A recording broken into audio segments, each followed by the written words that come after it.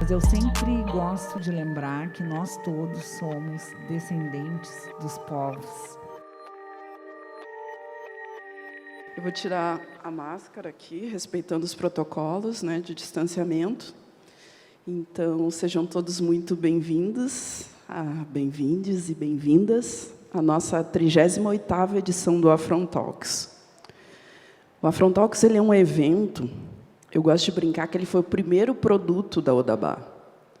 O primeiro produto pensado como um produto de mídia, um produto onde a gente possa ser protagonista, um produto onde a gente possa fazer trocas, um produto onde a gente possa recontar a nossa história. E o próprio nome, ele já traz o que nós queremos fazer com isso, né? Eu lembro da Vera Cardoso, saudosa, da TV Nação Preta, né? E o Afrontalks, ele vem para construir momentos de afronta. Mas não é afronta para ofender ou qualquer coisa. Afronta é uma afirmação. Nós afrontamos o lugar onde nós fomos colocados. E aí nós temos momentos bem marcados aqui no palco, que são momentos que a gente combate algumas questões que são fundamentais e muito importantes para nós. E o Afrontalks, ele não é um evento para a gente ficar enrolando ou coisa assim. Ele é um evento para trazer conteúdo e fazer com que a gente se aproprie de coisas que são nossas e nos foram tiradas. Então, o primeiro momento do Afrontalks é um momento chamado Momento Griot. Normalmente, esse momento é coordenado ou pela nossa presidente ou pela nossa vice. E ele é um momento de afrontar o distanciamento da nossa história. É o momento de a gente conhecer a nossa história. E aí, quando as meninas trouxeram a data do Afrontalks de hoje, dia 13 de janeiro, na hora me veio à memória um personagem incrível, incrível, que é o André Rebouças. 13 de janeiro de 1838. Homem negro, mulato, 50 anos, nasceu 50 anos antes da abolição, e ele era um aristocrata.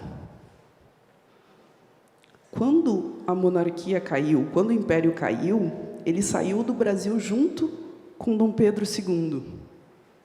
Ele era um homem negro que primava da intimidade da corte. Como assim, gente?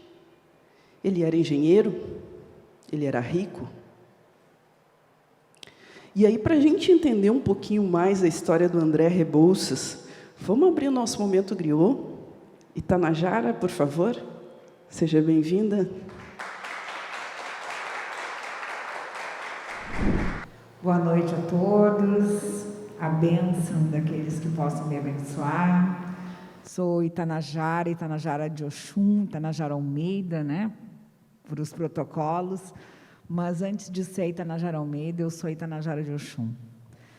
E sei que, nesse momento, né, muita gente talvez tenha uma religião, talvez não, mas eu sempre gosto de lembrar que nós todos somos descendentes dos povos africanos. Nós, enquanto negros, nós, enquanto brasileiros, né, então, sempre a gente tem essa origem, né? E acredito que isso precisa sempre ficar muito bem lembrado, sempre na nossa memória. E esse ano, o ano de 2022, é um ano que ele é regido pela Orixá Oxum. E eu gostaria, antes de falarmos um pouquinho sobre André Rebouças, fazer uma homenagem para esta mãe que acolhe e que, com certeza, ela veio para transformar esse mundo que nós estamos. Esse mundo de medo, esse mundo de dor, esse mundo de perdas, esse mundo de sofrimento. Então, eu gostaria de só uma introduçãozinha, e eu vou falando algumas coisas a respeito da nossa Mãe Oxum.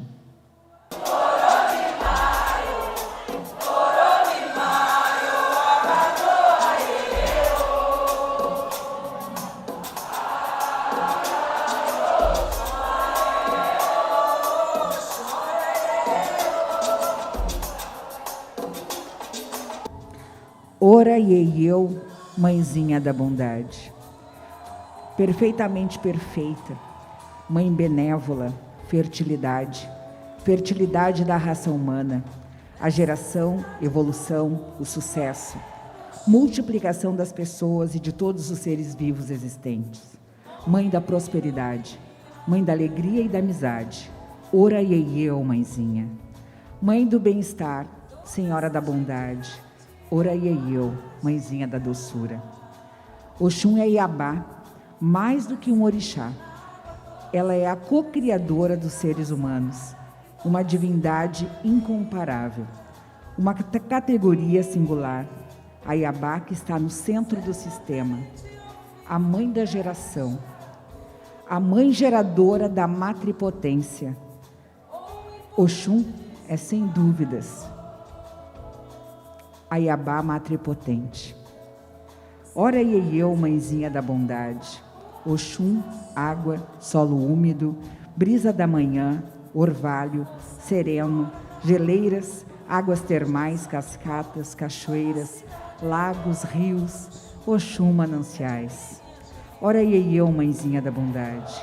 Oxum é luz, essência, luminosidade, claridade. Oxum, espelho, centilha, brilha amarela, as amarelas, as melosas, as douradas.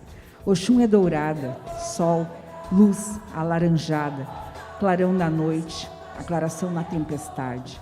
Oxum elucida o entendimento, o esclarecimento, a explicação, união. Oxum é o lampejo da mente, insight da inspiração, o estar, o entusiasmo, o deslumbramento. Oxum é musa, Oxum é deusa, senhora da humanidade, da bondade, da vaidade, também da capacidade, do discernimento, da esperteza, da firmeza, da intelectualidade, da lucidez, da mentalidade, da perspicácia, do raciocínio e da sagacidade. Oraiei eu, mãezinha. Oxum é orientação. Oxum generosa, amorosa, bondosa, caridosa. Oxum é celebridade. Vulto, convicção. Credo, espiritualidade, crença, fé na perfeição, na concretização, pois ela é o farol, centelha divina, sagrada, amada, adorada, venerada. Oxum, divina, abençoada. Oxum benta, santificada, divinizada, consagrada à mãe, benévola à mãe da bondade. Sagrado é o Ori que guarda Oxum. Oraiei eu, mãezinha. Oraiei eu, Oxum da bondade. É impossível, né, não me emocionar sendo filha de Oxum, dessa grande mãe que acolhe a todos. Mas estamos aqui também para falar um pouquinho dessa pessoa que, confesso, conhecia pouco. Conheci através dessa provocação que a Odabá faz, né, para a gente trazer como pauta.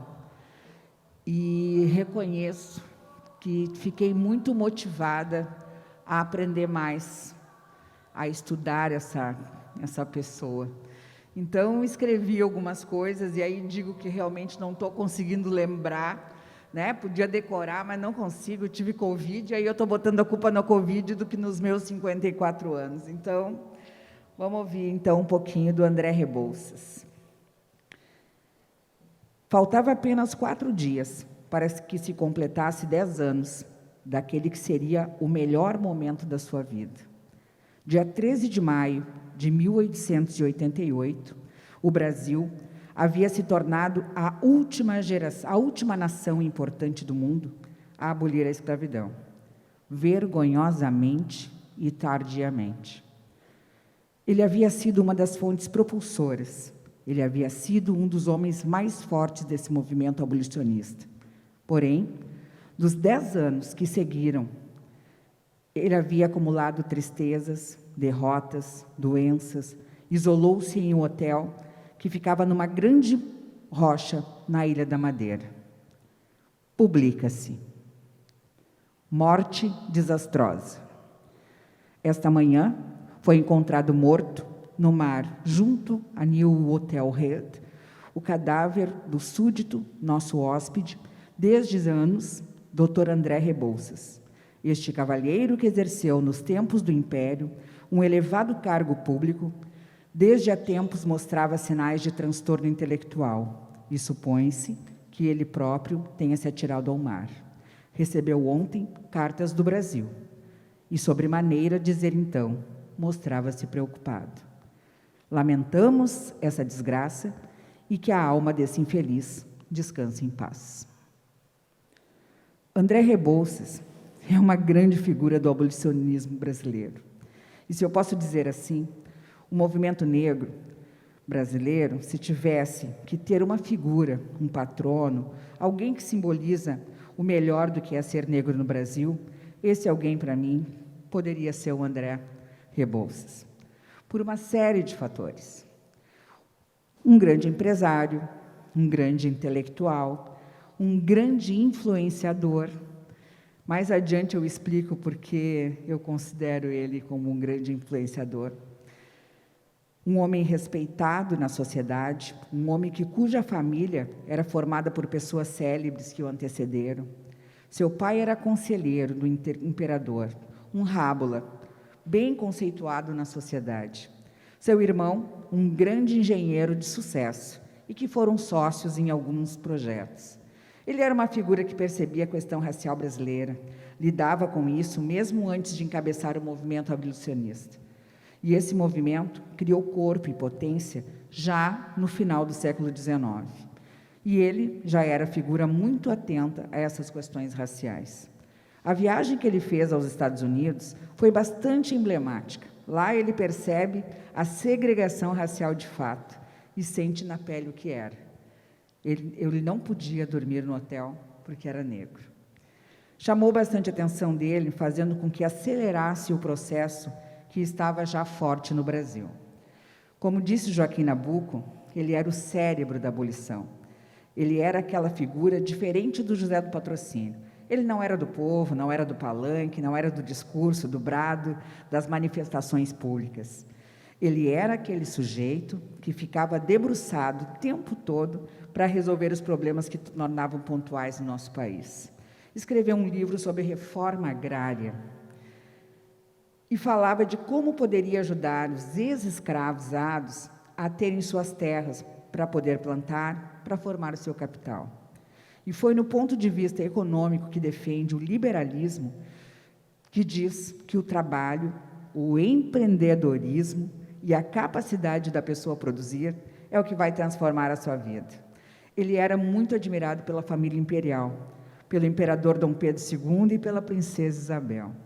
O que tem com ela aquela história famosa da festa do palácio, em que foi convidado, mas como estava sem par, a própria princesa foi lá e o tirou para dançar. Enfim, temos várias histórias em torno da figura do Rebouças e que, na minha visão, fazem dele figura ímpar do movimento negro brasileiro. Mas, infelizmente, é pouco explorado, por desconhecimento e também pelo apagamento da nossa história nesse país, onde as nossas referências foram apagadas para não nos fortalecer a partir delas. Voltando, quando me referi ao Rebouças como influenciador, temos hoje a convicção que foi a partir dessa influência que ele tinha junto à família real, que foi feita a articulação, a construção do documento, que foi pensado e estruturado pelo trio Rebouças, Patrocínio e Nabuco, entre outros. Chegar às mãos da Isa, da princesa Isabel, a proposta de assinar a dita carta, onde os negros escravizados pudessem ter a condição de serem homens e mulheres livres nesse país. De influências, nós entendemos. Chamamos aqui de QI, aquele que indica, né? Para que chegarmos, estarmos e permanecermos nos lugares que, naturalmente, nessa sociedade racista que nós vivemos, nós não estaríamos. Então, a influência vem conosco desde sempre. Então, a partir de agora, a gente vai ouvir um pouco mais a respeito do André Rebouças, e acredito que ele é uma figura interessantíssima, né, daqueles que gostam de ler, que gostam de estudar, e até mesmo daqueles que não gostam. Eu acho que é uma boa oportunidade para a gente tentar entender um pouquinho o que aconteceu. Eu realmente fiquei surpresa, e me surpreendeu o fato de já existir nobres na época da escravidão, né? Eu acho que isso, não lembro de terem falado isso para mim na escola. Com certeza não falaram, porque os nobres eram os que estavam chegando aqui, os colonizadores. Negro, nobre, para mim foi surpresa. Então, espero que vocês se deliciem com essa personagem de hoje. Agora a Onília vem, vai chamar os convidados e a gente vai continuar falando sobre o André Rebouças. E muito obrigada a todos e espero que estejam gostando aí da nossa programação. Obrigada, Ita.